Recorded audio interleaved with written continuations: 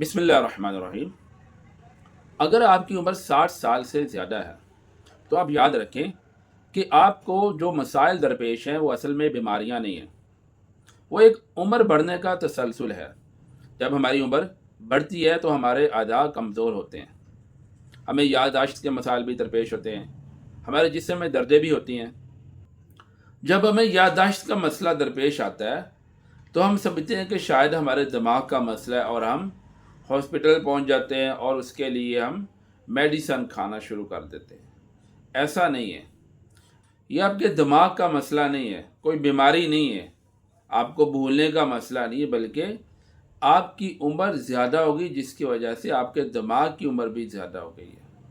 اسی طرح ہمارے جسم میں درد شروع ہو جاتی ہے، ہاتھ پاؤں میں درد شروع ہو جاتی ہے، اس کے لیے ہم پین کلر کھاتے ہیں جو کہ نقصان دہ چیز ہے، بہت زیادہ نقصان دہ چیز ہوتی ہے۔ اعصاب کی کمزوری جب ہوتی ہے تو جسم میں دردیں شروع ہو جاتی ہیں، یہ قدرتی عمل ہے۔ اس کے لیے آپ ایکسرسائز کریں اور ایسی خوراک کھائیں جس سے آپ کی ہڈیاں مضبوط ہوں۔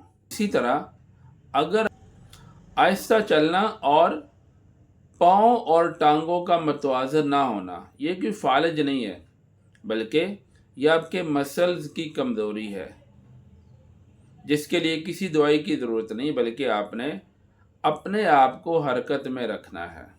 جب آپ اپنے آپ کو حرکت میں رکھیں گے تو آپ کے مسل مضبوط ہوں گے، ان کی موومنٹ الائنمنٹ ٹھیک ہو جائے گی۔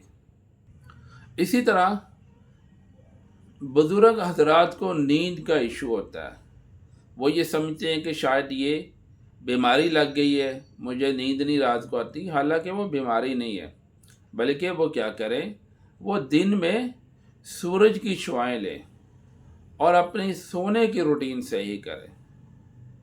اگر انہیں رات کو لیٹ نیند آتی ہے تو رات کو جلدی سونے کی کوشش کریں، لیٹنے کی کوشش کریں۔ جب وہ جلدی لیٹنے کی کوشش کریں گے تو آہستہ آہستہ ان کی یہ روٹین درست ہو جائے گی۔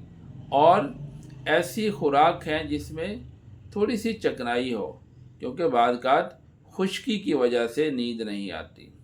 بڑھاپے کو کوئی مصیبت نہیں سمجھنا چاہیے، یہ ایک زندگی کا تسلسل ہے۔ جو اس دنیا میں آیا ہے اس نے اس دنیا سے جانا ہے، اس لیے جس طرح بچپن کو، جوانی کو انجوائے کرتے ہیں تو بڑھاپے کو بھی انجوائے کریں۔ اللہ کے رضا پہ راضی رہنا چاہیے۔ ویڈیو اچھی لگے لائک کریں، شیئر کریں اور چینل کو سبسکرائب کریں۔ شکریہ۔